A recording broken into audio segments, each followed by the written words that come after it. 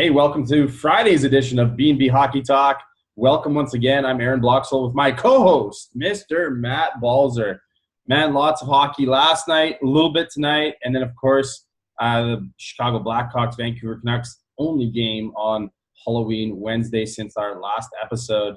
But, man, it seems like we got lots to talk about today, so let's get right into it. Let's start in the Atlantic Division with the red-hot Montreal Canadiens, who continue to impress. I know we've talked about them a couple of times on this show, but Carey Price continues to lead this team, and they continue to get lots of scoring from their top three lines. What can you say about them, Matt? I know, yeah. So Jesperi Kotkaniemi got his first two career goals last night, opening the scoring for the Habs and tying the game up at 4. And then Max Domi getting that game-winning goal with 22 seconds left. And then Joel Armia scoring 2 seconds later to set an NHL record for fastest back-to-back goals in NHL history. And Brendan Gallagher continues to stay red hot. He had 7 shots on goal, 2 goals, so that brings him up to 9 on the season. This guy could be pushing for around like that 35, 40 goal mark this year, the way he's been playing. It was quite go ahead. It was quite the comeback for Montreal over Washington, and they continue to shine. That division's getting kind of crazy as the unbeatable Toronto Maple Leafs have all of a sudden become beatable and have slid down to 4th place now in the standings in the division. It almost seems like we've seen this movie before, where last year they got off to the red-hot start. Austin Matthews got hurt. They then dropped down in the standings and hung on for what I guess they finished in 2nd place behind Tampa last year.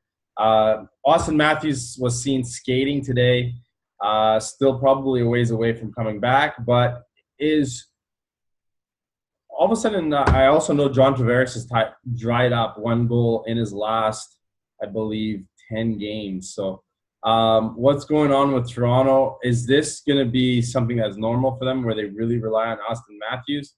Or can this, this stacked forward unit find their scoring once again? As, of course, they lost 2-1 last night to the Dallas Stars. Yeah, like every team will have their ups and downs throughout the season. But they do need some of their more guys outside, like Tavares and Marner, that are in the lineup. Like Patrick Marleau only got his 2nd goal of the season last night. Some of their younger players, Andreas Janssen, who I thought could, I think both of us may have had him as a possible Calder candidate before the season, has been in and out of the lineup and hasn't really done much, being in that bottom 6 role. Losing Austin Matthews, I think that just changes the dynamic just a little bit on the power play, as that hasn't been as dangerous with all those 5 guys on that number 1 unit. But I still don't think there is as much a concern for the Leafs moving forward. But I think it's more just their defensive play more than anything. That they need to sharpen up a little bit. Like Freddie Anderson's been decent so far in that. Actually, comparing to his last 2 Octobers for the Leafs, his numbers have been way better. But they gotta continue to defend a little bit better, and then hopefully the offense comes up after that. Report out today from retired player Henrik Zetterberg on how hard Mike Babcock can be on the players. Do you think that is potentially affecting some of the Leaf players? Bear in mind, he still has, I believe, 5 or 6 years left in his contract. I don't really think so. I think it's a coach's job to get the most out of your players, and that's being hard on them. And like, hey, I think Babcock had a comment saying it's just like, hey, I may have been hard on him, but I got his name on the cup. That will be on there forever. So it all worked out in the end. But I think it's the coach's job to know. I know individual players respond in different ways. Like one guy, you can be really hard on, and another guy, you have to be a little bit just more different in how you handle him. So I think it just more depends on the player, but I think as an overall group, it's the coach's job to get the most out of your players by pushing them. Tampa Bay now in first in that division, Boston in second, Montreal in third, Toronto in fourth. The Buffalo Sabres continue to impress me. Guys like Jason Pominville and Jeff Skinner seem to be coming alive in Buffalo, along, of course, with Jack Eichel and Kyle Okposo. There is right now only 3 points separating Tampa Bay in first to Buffalo Sabres in fifth in that division. What do you think Buffalo needs to do to keep on going the way they're going? Yeah, so they've sort of been a little bit up and down, but they've been staying in that last wild card spot so far this season. I think Jason Pominville has been really been revitalized this season. I think he started off in the bottom six to start the season, but then they moved him up on a line with Eichel, and he really took off. Playing in his 1,000th game actually last night as well, and getting a goal. But I think Jeff Skinner has been a huge help for them in that top six, having 7 goals so far this season. But I think it just more comes down to their defensive structure again, and how Carter Hutton's going to play in net, because he's been all right for them so far this season. But their defense has actually stayed healthy this year. Like guys like Zach Bogosian, who usually go down for a long time during the season, he's back in the lineup. Rasmus Dahlin, even though we haven't talked as much about him this year in his rookie season, he's been playing well in their top six. And Rasmus Ristolainen has been the big minute muncher on that back end, like he has been the past couple of years. So right now they're getting the offense, and their defense has been all right. So I think if you're a Buffalo fan, especially after the last couple of years, you got to be happy with how they started the season. Going back to Tampa Bay, now in first in that Atlantic Division, have a pretty solid record at the top with 8-3-1. No Victor Hedman still in the lineup, but they signed Yanni Gourde to a nice 6-year contract today. Why don't you fill us in on those details? Yeah, so Yanni Gourde got a 6-year extension worth $31 million with a cap hit of roughly around $5.166 million. He has 4 goals and 12 points in 12 games to start the season, and he had 64 points in 82 games last year in his rookie campaign. He was scheduled to be an unrestricted free agent at this season end, so this is a really good signing for the Lightning. As basically they've got all their young core locked up outside of Braden Point, who will be an RFA at the end of this season. So Gourde was the big mainstay, because with Point being a restricted free agent, it's not as big of a rush to get him signed at this moment.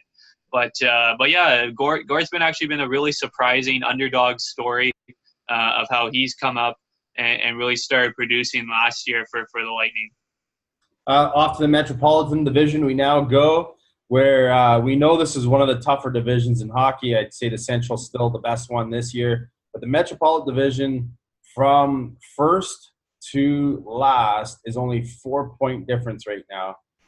The rising New York Islanders, surprisingly, in second place, getting great goaltending from Robin Lehner, who's now hurt, and Thomas Greiss, who we noted through an incredible poke check on Sidney Crosby in overtime the other night. But back-to-back wins now against Pittsburgh. What can you say about this Islanders squad? Yeah, so I saw they're 5-0 against the Metropolitan Division to start this year. So that's huge if you can get wins in your own division. But yeah, those 2 wins against Pittsburgh Penguins, guys like Jordan Eberle, Anders Lee, and Josh Bailey have really come up big for them. I still don't think they're getting as much offense from their back end so far to start this season, but that their offensive players up front have really started to come together. And Thomas Greiss and Robin Lehner have both been huge for them in net, because they were probably about like in the 8th or 7th spot outside of the playoffs last week, and now they're all the way up tied for first place in the Metropolitan with Pittsburgh. To me, on the back end, Nick Leddy's yet to get going, like you mentioned, but Ryan Pulak has done a good job. And of course, it's hard for those guys to get going when Matt Barzal plays the point on the power play. Yeah. So we can't forget all the forwards that play on that power play. It is pretty lethal, even without John Tavares out there. They are a young team, and a young team that seems to be trending in the right direction. And I think Coach Barry Trotz has them going.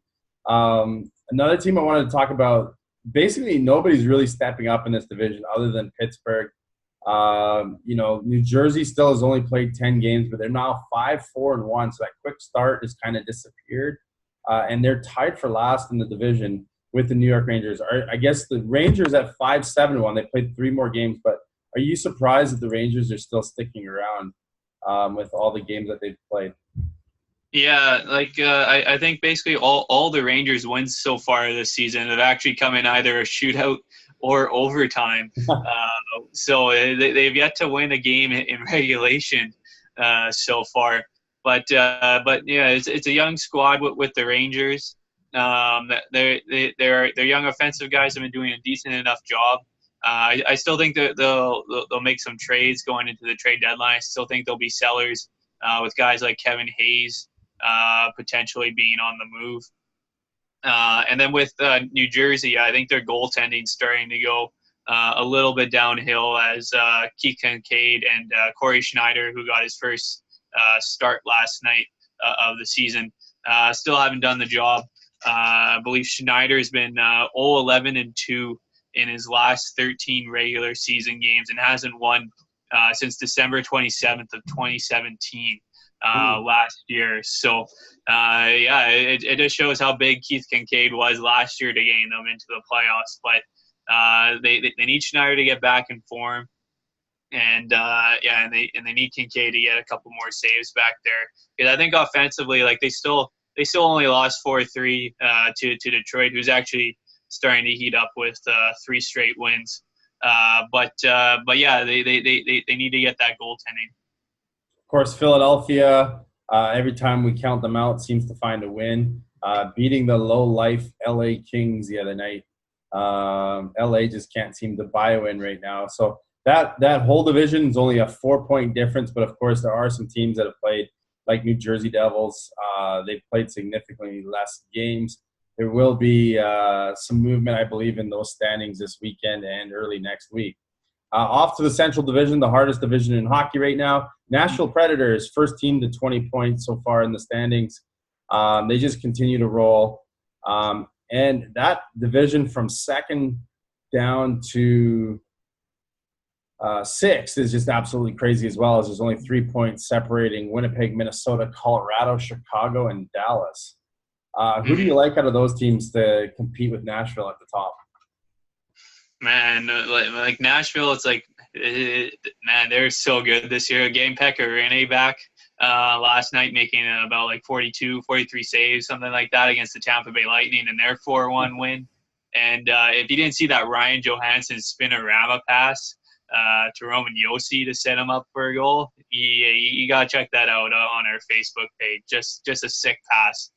But getting it back in there, Winnipeg split 2 games with Florida out in Finland, and are in second place at 8-5-1.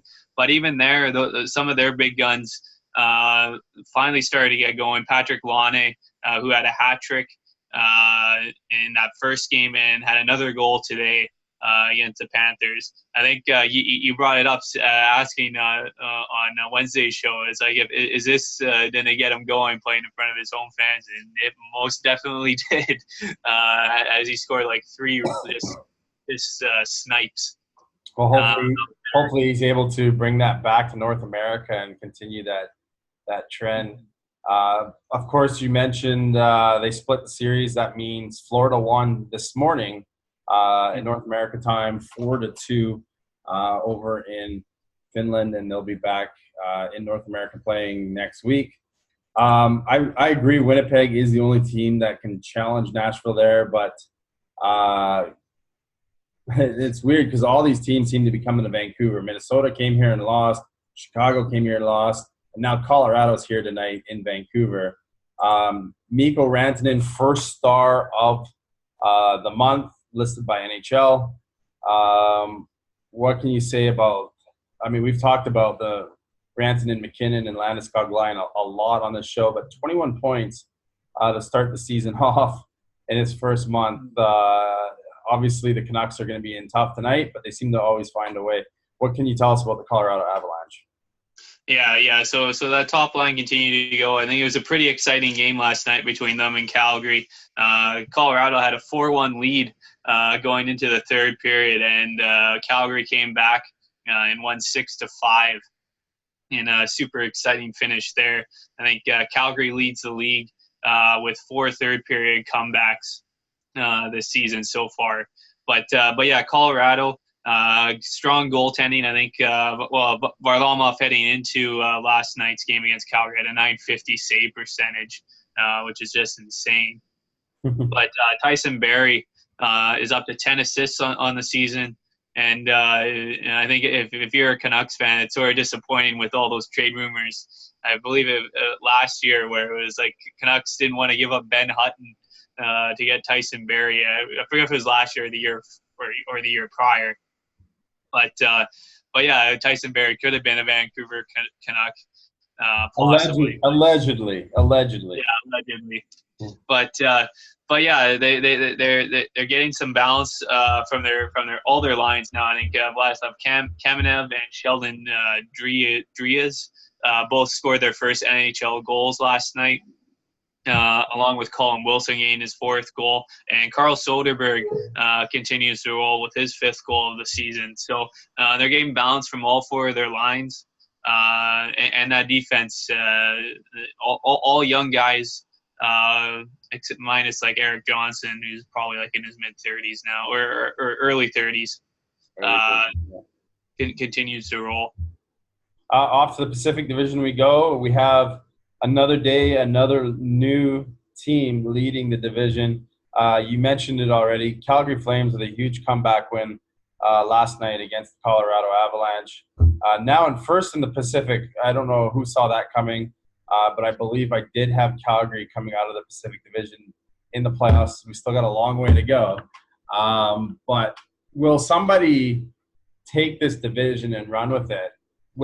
It almost feels like the standings upside down with the LA Kings and the Vegas Golden Knights in the last 2 place teams.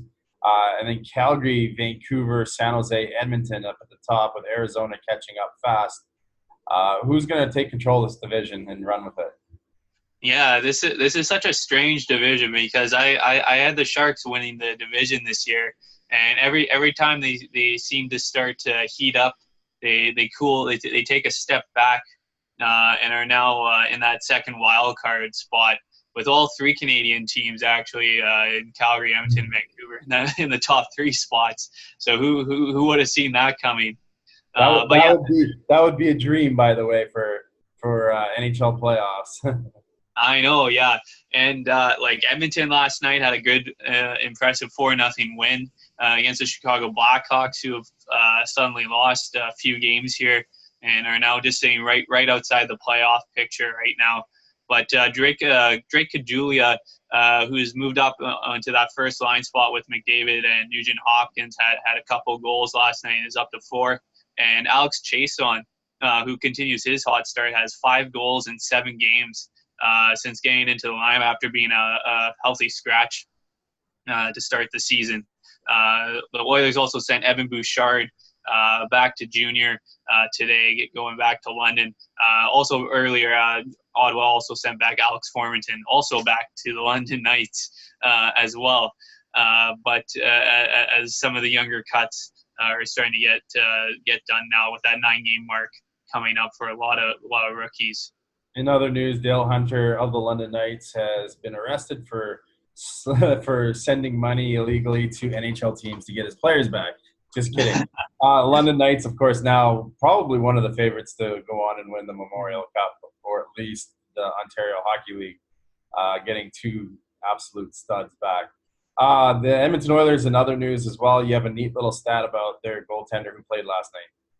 Yeah. So Mikko Koskinen, I noticed that he wears number 19 in net. So for goaltending, that is Like outside of like Andre Vasilevsky wearing 88 and Bobrovsky 72, it's one of the strangest goalie numbers.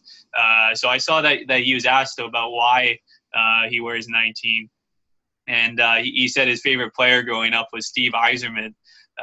So he decided to wear 19 coming back to the NHL this year. So just an interesting little tidbit there. Ex-Los Angeles Kings player Alex Voyanov trying to come back into the NHL. What can you update us on that? Yeah, so the NHL will continue its investigation. I think Voynov spent 90 days in jail. I believe that was the mark. And then he's played the last 3 years in the KHL and is looking for reinstatement. So the NHL is going to take its time here doing further investigation. Gary Bettman still can further suspend Voynov if he is reinstated. So, but there are some teams that are interested in Voynov. He's still relatively young enough, and has shown when he was with the Kings that he can put up offensive numbers. And being a right-handed shot defenseman, those are rare to come by in this day and age in the NHL. Well, and I'm sure, knowing the Los Angeles Kings, my guess is he'll end up back in LA, as they would love to have him, I'm sure. They need all the help they can get right now. Weird to say, but man, when Philadelphia walks into Los Angeles and beats you 5-2, you know they've got some serious problems right now beyond just the injury to Jonathan Quick. So Vancouver Canucks on Halloween night, Patrick Kane's Chicago Blackhawks came into town. Canucks went stride for stride with them and ended up winning 4-2. And they also have a record this year where they have 25 players now have at least one or more point, where the next nearest NHL team has 21. Are they just relentless through all these injuries, which of course will now maybe include Troy Stetcher, or are they just finding ways to win? Or is this all this depth from the training camp that we talked about? Just guys really pissed off fighting for a job. Yeah, so I think the biggest thing is that they play hard every night. I think like for most games, you can say the Canucks have been in it. Like even like a couple of the games that they got blown out, like Pittsburgh, they were in that game until like the final like 5-10 minutes of the third period. But I think the biggest thing is that they've been getting timely goaltending from Jacob Markstrom and Anders Nielsen. Markstrom in his last 5 games since being benched for those 3 games on that road trip after that terrible game that he had in Carolina is 4-1-0 with a .928 save percentage. That and he's coming up with that timely save. I think when the Canucks were up 3-2. I forget who he robbed there in the third period, but he came across and the guy had a wide open, and he came across with a nice pad save to really shut down that door.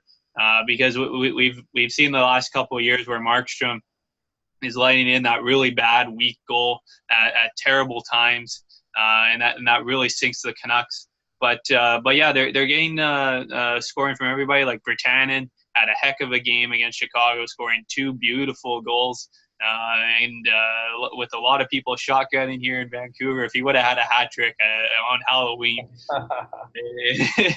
it would have been crazy. But that was his first multi-goal game, and I believe the stat was the last 13 games Virtanen's gotten a point and the Canucks have won. So and he's now tied for he's now third in the team in goals this season with 5, only being behind Pettersson and Horvat this year, and doing it in limited ice time as well. I think he's been playing on the 4th line right now with Gaudette, and I forget who they have with him right now on that 4th line. It changes every night. Yeah. I think Virtanen's been nice because he's on pace, I believe, for 35-40 goals right now. Which is rare for him. So yeah, so we're just hoping he can get to that 20 goal mark. That's what the media is hoping, or that's what the shotgun Jake thing is for him to get to 20 goals on the season. And Elias Pettersson didn't have any points on Wednesday, but man, the guy continues to excite every time he touches that puck. In the first period, he had a nice end-to-end rush where he left one guy flat on the ice, breaking the guy's ankles to go down for a nice scoring chance. But my man, it's like every game or every time we come on, we just rave about this guy, and now he's getting the national recognition. I think guys like Darren Dreger, Elliot Freeman, whenever they're on the radio or on TV, they're bringing this guy's name up, which is a little different from Besser because it took a lot of pushing here in Vancouver to finally get that national recognition that we were all seeing from him last year. If you haven't heard yet, Elias Pettersson named NHL Rookie of the Month for the month of October. And I don't think anyone's even close to him right now. I know there's a lot of talk of other players that we thought would contend for the Calder, but nobody's really stepping up right now. Even though he missed 6 games, Pettersson is the Rookie of the Month for October. And if he continues to do what he's doing, I can't see why he won't be November, December, and so on as well. So final thoughts as we wrap up today's show. Yeah, so 3 games today. So one's already wrapped up, as we brought up, Florida and Winnipeg. And then we also have Carolina and the Arizona Coyotes. Carolina's and Arizona are both going in opposite directions now. Carolina losing, I think, 4 or 5 games in a row now. And, and then Vancouver and Colorado tonight. It's the same lineup as last game against the Chicago Blackhawks for the Vancouver Canucks. And if you have a Twitter account, Francesco Aquilini says he'll be live tweeting throughout tonight's game, sharing some of his thoughts on the game and on the franchise. So we'll see what comes out of that. Might be entertaining for sure. Yeah. Remember to like and comment and share us on our Facebook page or subscribe on YouTube. We always appreciate the interaction and comments by all of our fans. I see our numbers are rising increasingly fast. We love having each and every one of you follow us. We love all things hockey. Even if we don't agree with your view on hockey, let's talk about it. Let's be friends because we love talking about hockey. We love this beautiful game. So anyways, we'll be back next week with our next episode. Enjoy the games tonight and, of course, all the games this weekend, as Saturday nights are usually a nice, busy hockey night.